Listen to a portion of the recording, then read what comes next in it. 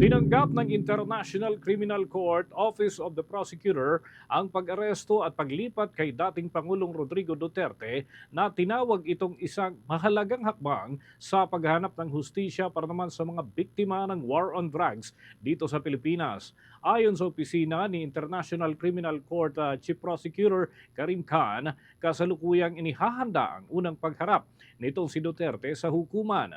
Aniya, ito ay isang mahalagang hakbang sa pag-aming ginagampanan ang mga pagsisikap upang panagutin ang may sala sa mga seryosong krimen.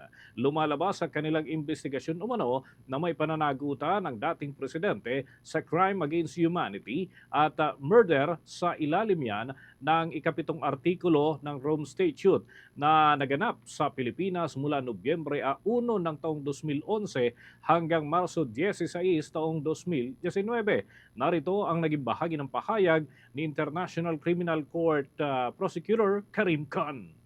Well, the arrest of the former president of the Philippines, Mr. Rodrigo Roa Duterte, is an important moment.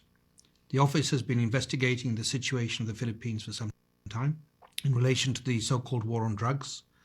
Last month, under the supervision of prosecutor Manjay Niang, the team submitted a warrant application to the judges of the pre-trial chamber. The judges have issued that warrant and it's been executed. And in issuing the warrant, the judges have found reasonable grounds to believe that Mr. Duterte has committed the crime of murder as the founder, as the head of the so-called Davao death squad, as the mayor of Davao City, and then later as the president of the Philippines between 2011 and 2019. Bahagi yan ang mapahayag ni International Criminal Court Prosecutor Karim Khan. Ayon pa kay Khan, ang hakbang na ito ay bahagi pa rin ng patuloy na pagsisikap ng kanilang panig upang bigyang hustisya mga naapektuhan ng madugong kampanya kontra sa ilegal na droga. Ang kaso laban kay Duterte ay bahagi raw ng patuloy na pagsisikap ng International Criminal Court na panagutin ang mga may kasalanan sa malalaking krimen.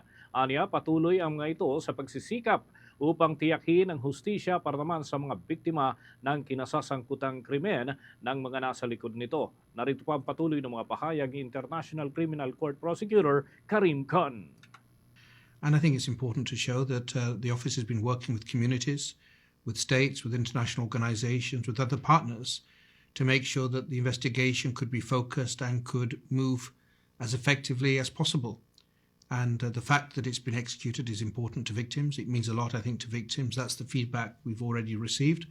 And many say that international law is not as strong as we want, and I agree with that. But as I also repeatedly emphasize, international law is not as weak as some may think. When we come together, when we work, when we build partnerships, the rule of law can prevail.